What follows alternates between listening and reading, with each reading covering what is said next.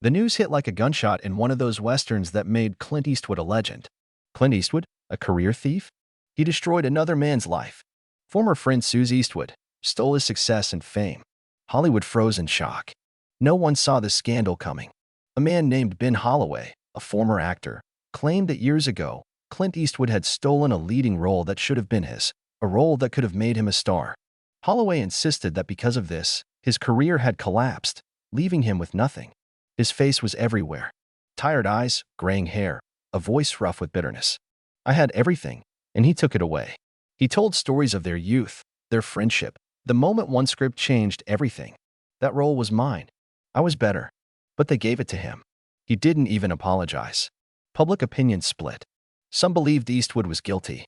They pointed out how Hollywood had always played by its own rules, choosing favorites, leaving real talent behind in the name of power and ambition. Others dismissed it as yet another case of someone trying to cash in on a famous name. But one fact remained: Eastwood said nothing. No denials. No countersuits. No TV appearances. And that only made things worse. Why won't he respond? If he's innocent, why won't he prove it? Even those who had admired him for decades began to doubt. He looked guilty. And that's why no one understood why he wasn't fighting back. Because the truth was different. And when it finally came out, everything would change. A massive old theater, once a gathering place for young actors, now stood nearly empty. Faded posters on the walls whispered of a past when dreams felt real, when every day carried the possibility of becoming somebody. Ben Holloway came here often. There was a time when he sat in these chairs, watching the greats, whispering their lines under his breath, believing that one day, his name would be on those movie posters too. Back then, he was young, hungry, full of certainty. Everyone told him he was destined for greatness. He had the voice, the presence, the charisma. He was ready for fame. And one day, his chance arrived.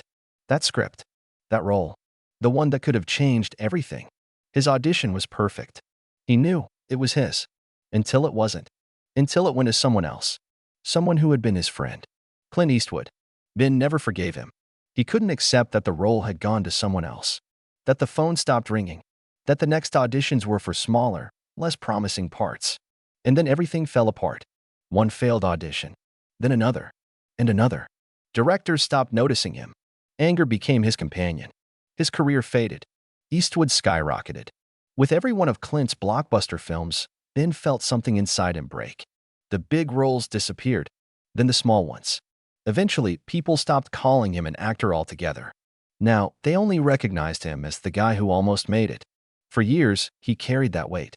But things could have been different. There was just one thing he never knew. Because instead of leaving Ben in the past, Clint Eastwood had been watching him from the shadows. Not out of guilt, but for something more. For a debt he felt he owed to the man who had once been his friend. When Ben Holloway first decided to sue, he thought it was his chance. A chance to finally take back what he believed was his. But he didn't know that this story hadn't started the day he lost that role. It had started much earlier. Long ago, before their paths had split, Clint Eastwood knew that Ben was his biggest rival. Talented, confident, hungry for success. But there was one thing Ben never saw. He was destroying himself. Holloway had always been a man of extremes. When he won, he burned with ideas, igniting everyone around him. When things went wrong, he collapsed into self-destruction. Alcohol, disappointment, anger. He never realized how all of it was slowly stealing his chance.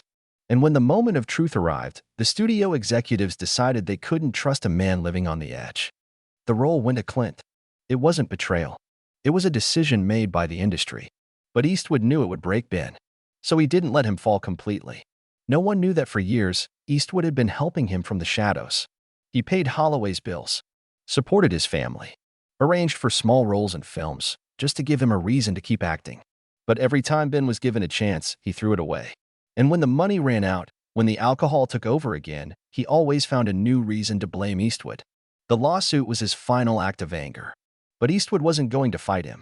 When they finally met face to face, Clint didn't offer him money. He offered him work. A real job. A role in his next film. A final chance, not to fix the past, but to fix the future. At first, Ben laughed. Then he cried. And for the first time, he understood. Clint Eastwood had never been his enemy. He had been the only person who believed in him more than he had ever believed in himself.